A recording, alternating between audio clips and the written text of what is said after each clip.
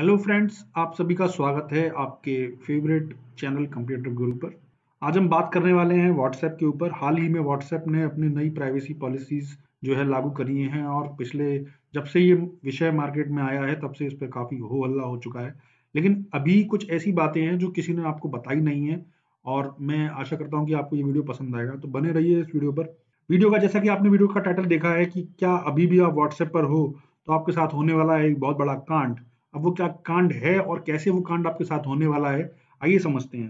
तो आपने देखा होगा कि हमारे देश में पिछले 3 या 4 वर्ष से धोखाधड़ी की कुछ घटनाएं बढ़ती ही जा रही हैं, जिसमें बैंक से पैसा निकलना, एटीएम से फ्रॉड होना, यूपीआई ट्रांजैक्शन के द्वारा फ्रॉड होना, ओटीपी या आधार के द्वारा फ्रॉड होना, लोन ऐप के जरिए फ्रॉड होना, फर्जी कंपनी से कॉल आना और आपको कई तरह के लुभावने ऑफर देना। इस तरीके के फ्रॉड आपने सुने होंगे। कुछ और भी फ्रॉड आपने सुने होंगे कि फला एयरपोर्ट पर कस्टम पर हमारा सामान अटक गया है, हमारे पास आईफोन है और वो बिक रहा है, आप उसे खरीद लीजिए। बहुत सारी गाड़ियां बिकती हैं जिसमें वैगनार, ऑल्टो, इस तरह की गाड़ियां जो है मार्केट में अवेलेबल दिखाई जाती हैं और वो भी हमेशा एयरपोर्ट पर ही होती हैं। कोई फौजी भाई का फोटो लगा करके आपको गाड़ी बेच रहा होता है या अपना फोन बेच रहा होता है या आईफोन बेच रहा होता है। इस तरह की सभी घटनाएं आपके साथ या तो हो चुकी हैं या आपके किसी परिचित के साथ हो चुकी होंगी। कभी आपने दिमाग लगाया है कि आपके साथ ये घटना क्यों होती है और कैसे होती है? अगर आपने ये दिमाग नहीं लगाया है तो हम आपको बताने वाले हैं कि आखिर इसमें प्राइवेसी पॉलिसी का क्या हाथ है।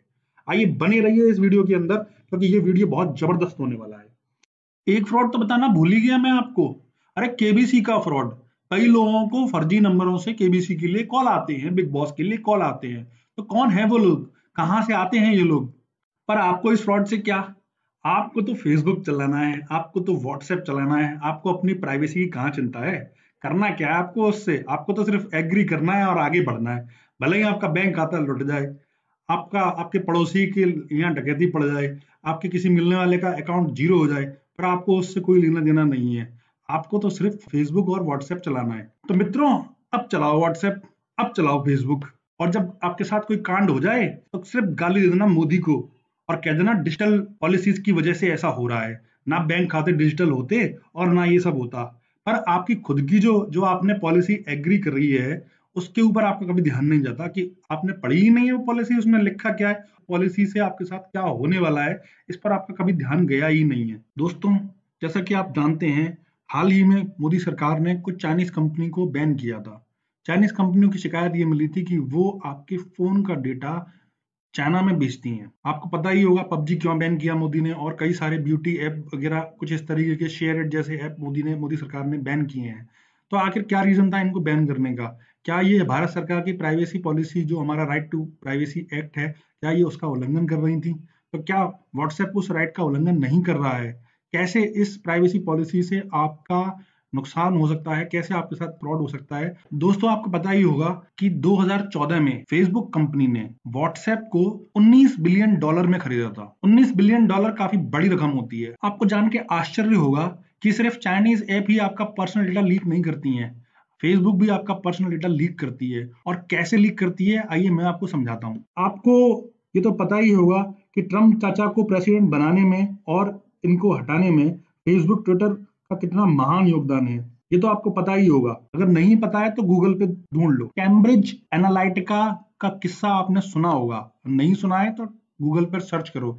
एक बार फिर बता देता हूँ, कैम्ब्रिज एनालिटिका। तो मित्रों, आपको पता ही होगा कि व्हाट्सएप ने जून के महीने में भी अपनी प्राइवेसी पॉलिसी में बदलाव किया था। उसने उस समय कुछ चीजें ऑप्शनल छोड़ दी थी कि आप लागू करें या ना करें, आपकी मर्जी है, हम डेटा कौन सा डेटा आपसे शेयर करेंगे या नहीं करेंगे, आप उस सेटिंग को ऑफ कर सकते थे। ट्विटर पर भी कुछ इस तरह की इंफॉर्मेशन है कि आप इसको जो है चेंज कर सकते हैं। व्हाट्सएप पर अब दो ही चीजें हैं, या तो एग्री करो या फिर निकल लो। तो आइए समझते हैं कि रुकने में फायदा है या निकलने में फायदा है, किस में अकलमंदी है। अब मैं आपको बताने वाला हूं कुछ ऐसी बातें जो आप पहले से जानते हैं, जैसे कि व्हाट्सएप कौन सी अपनी नई प्राइवेसी पॉलिसी के तहत आपका कौन सा डेटा शेयर करने वाली है, जिसमें location, signal strength, IP address, आपका व्हाट्सएप का स्टेटस, आपका वीडियो स्टेटस, फोटो स्टेटस, आपकी कॉन्टैक्ट लिस्ट, आपका नाम, आपका मोबाइल नंबर, आपके फाइनेंशियल ट्रांजैक्शंस की स्थिति, और जो है आपका बैटरी परसेंटेज, आपका मोबाइल हैंडसेट किस कंपनी का है और वो कितना पुराना है, इसकी जानकारी आप जो है व्हाट्सएप को पहले से दे चुके हैं या देने वाले हैं। इसके अलावा बहुत सारा ऐसा डेटा है जो कि आप शेयर करने वाले हो फेसबुक और व्हाट्सएप के साथ में। तो उस जो दूसरा और डेटा जो मैं आपको बताना यहाँ मेंशन करना नहीं चाह रहा हूँ, आपको जो स्क्रीन पे दिखाई दे रहा है वो समझिए कि उससे आपके साथ क्या होने वाला है। मैं एक एग्जाम्पल के जरिए, एक उदाहरण के जरिए आपको समझाने वाला हूँ कि कैसे आप एक बड़े चक्रव्यूह में फंसने वाले हैं। मान लीजिए कि आप अपने किसी दोस्त से बात कर रहे हैं, आप उसको टेक्स्ट मैसेज भेज रहे हैं या आप व्हाट्सएप पर उसे कोई फोटो भेज रहे हैं। तो अगर समझिए कि अगर व्हाट्सएप वो सारे मैसेजेस या वो कॉल या वो फोटो अगर देख रहा है या पढ़ रहा है किसी भी तरीके से, तो उससे आप पर कैसे फर्क पड़ेगा।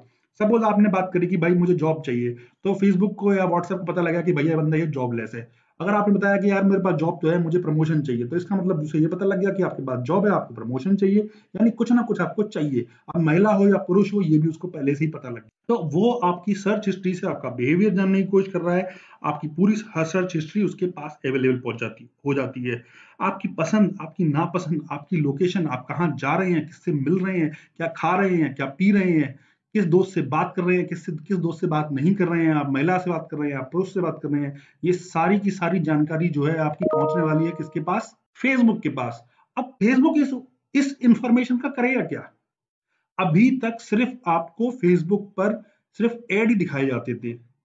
अब इस एडवर्टाइजमेंट के बिजनेस से या इस डेटा के बेचने के बिजनेस से आपका क्या नुकसान होने वाला है, यह आपको मैं समझाने वाला हूं। एक चीज मैं बताना भूल गया, यहाँ पर आपकी फाइनेंशियल ट्रांजेक्शन की जानकारी भी व्हाट्सएप जो है फेसबुक को देने वाला है।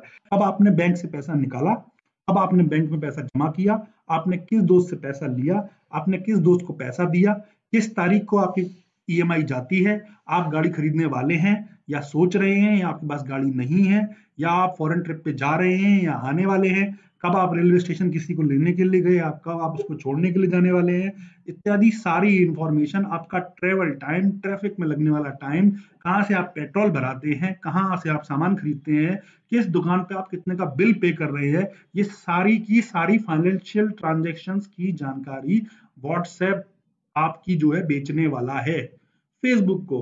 अब फेसबुक क्या इनका अचार डालेगा? जी नहीं, फेसबुक इनका अचार नहीं डालेगा, वो दूसरी कंपनीज को ये डेटा बेचेगा। अब वो जो कंपनियां डेटा खरीद रही हैं, वो इस डेटा का कैसे इस्तेमाल करेंगी ये भी मैं आपको बताने वाला हूँ। फेसबुक आपकी लोकेशन पहले से जानता है।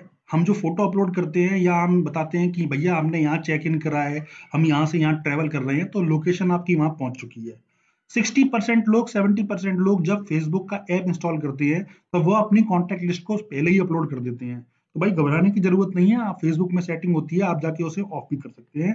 ठीक है। तीसरी चीज, जो फोटो आप अपलोड करते हैं उसके अंदर पहले से ही जियो टैग लगा होता है। अगर आपको जियो टैग के बारे में जानकारी नहीं है तो मेरा दूसरा वीडियो है, डिस्क्रिप्शन के अंदर उसका लिंक है, आप उसको समझ सकते हैं कि कैसे आप अपने फोन के अंदर कैमरे का जियो टैगिंग का ऑप्शन ऑफ कर सकते हैं। यानी जो फोटो आप क्लिक करते हैं उसके अंदर ये इंफॉर्मेशन होती है कि फोटो कहाँ क्लिक किया गया है और कब क्लिक किया गया है और कौन से फोन से क्लिक किया गया है। तो जब आप उसे फेसबुक पर डालते हैं तो फेसबुक को पता लग जाता है कि ये फोटो कहाँ का है और कहाँ पर क्लिक किया गया है।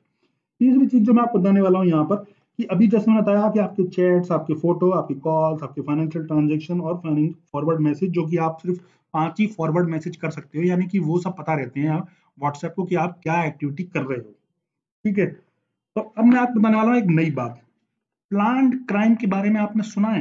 प्लान्ड क्राइम, प्लानिंग करके क्राइम नहीं पता है तो मैं आपको एक नाम बता रहा हूं जो कि बहुत ही फेमस नाम है जगह का, जिसको आप समझिए। जगह का नाम है जामताड़ा।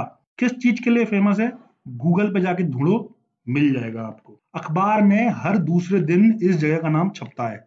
और किस कारण छपता है, आप सर्च करके कमेंट में मुझे बताइए। अब मैं आपको समझाने वाला हूं कि सपोज करो, मान लो कि जो आपका डेटा है वो जामताड़ा के लोगों ने खरीद लिया, तो भाई वो आपको ऐड तो दिखाएंगे नहीं, वो क्या करेंगे? वो आपको करेंगे कॉल। ठीक है। और आपसे मांगेंगे ओटीपी, या बताएंगे आपको कोई बढ़िया सा ऑफर कि भैया फलाना ऑफर आप जल्दी से डालिए अपने फोन के अंदर, ये नंबर डालिए और आपका जो है काम हो जाएगा। जैसे क्रेडिट कार्ड का नंबर, डेबिट कार्ड का नंबर वो लोग मांग ही लेते हैं और लोग दे भी देते हैं और पैसे उनके साफ हो जाते हैं। तो वो अब ये काम तो करेंगे नहीं, वो कुछ नया तरीका अपनाएंगे। जो डेटा आपको मिल रहा है कि भैया आप वहां गए थे, आप फलाने होटल में रुके थे, वहां पर आपका ये डेटा है, अगर आपको चाहिए तो ले लो, नहीं तो रहने दो। इस तरह की घटनाएं भी मिलने लगी हैं नेट पर। एक और नया तरीका जो जामताड़ा के लोग नहीं, बहुत अच्छी अच्छी बड़ी बड़ी प्राइवेट कंपनीज जो है चला रही हैं उस तरीके के एडवर्टाइजमेंट को। जैसा कि आपने देखा होगा फेसबुक पर आपको प्ले रमी के ऐड दिखाई देते हैं। प्ले रमी, रमी खेलोगे तो क्या होगा, अकाउंट खाली होगा। दूसरा एक वहां पे नजर आता है आपको ऑनलाइन लॉटरी। भैया बहुत सारे ऐड आते हैं कि उस वेटर ने एक बड़े अच्छे तरीके से रिजाइन दिया, है ना, होटल के कर्मचारी ने रिजाइन मारा, करोड़ों रुपए की लॉटरी लग गई। आप भी खेलो लॉटरी, खाता आपका भी खाली होना है। लेकिन समझने वाली बात है कि वो ऐड आपको क्यों आए, आखिर क्या वजह थी, ऐसी कौन सी इंफॉर्मेशन आपकी फेसबुक के पास पहुंची और फेसबुक ने वो रमी वाले तक पहुंचाई जिसकी वजह से वो रमी का ऐड आपको दिखाई दिया। अगर आपको इतनी सी बात समझ में आ गई तो आप अपनी प्राइवेसी के लिए ध्यान देंगे, समझ रहे हैं आप, और आप एक बड़े फ्रॉड से बच जाएंगे। अगर अभी भी आपने अपने बिहेवियर पे और अपनी प्राइवेसी पॉलिसी को ठीक से नहीं समझा, ऐप की प्राइवेसी पॉलिसी को ठीक से नहीं समझा, तो आप बहुत ही बड़े कांड में फंसने वाले हो, बहुत ही बड़े फ्रॉड का शिकार होने वाले हो। और अभी नहीं हुआ तो कोई बात नहीं, महीने 2 महीने 4 महीने 6 महीने में हो जाएगा आपके साथ, घबराओ नहीं, जरूर होगा। ये फेसबुक से जो कंपनी डेटा खरीद रही है वो आपके उस डेटा को आपके ही खिलाफ इस्तेमाल करेंगी। और अभी तक आपके साथ अगर फ्रॉड नहीं हुआ है तो होने वाला है। जो मैंने आपको अभी दो चीजें गिनाई थी, ऑनलाइन लॉटरी और जो है प्ले रमी वाली, ये लिस्ट कितनी लंबी होने वाली है आपको इसका अंदेशा ही नहीं है। इवन मैं खुद अभी रिसर्च कर रहा हूँ कि आने वाले तरीकों में किस तरीके से लोग जो है फ्रॉड करने वाले हैं। भैया मैं तो बचा हुआ हूँ अभी तक, क्योंकि मैं अपनी प्राइवेसी और अपने डेटा का बहुत ध्यान रखता हूँ। किस ऐप को कौन सी परमिशन मुझे देनी है, कौन सी नहीं देनी है, कौन सी ऐप मुझे अपने फोन में रखनी है नहीं रखनी है। बहुत सारे जो है फोन के अंदर बहुत सारे ऐप होते हैं, उन्हें तुरंत अनइंस्टॉल कर दीजिए, ठीक है, अगर आपको अपनी प्राइवेसी की चिंता है तो। अगर इतना समझाने के बाद भी अगर अभी भी आपको लगता है कि व्हाट्सएप प्राइवेसी से आपके लिए कोई खतरा नहीं है, तो एक नंबर के विशुद्ध लड़के हो तुम, चुप रहो। तो दोस्तों उम्मीद करता हूं कि आपको समझ में आ गया होगा कि आपको अभी की अभी तुरंत व्हाट्सएप को अनइंस्टॉल करना है।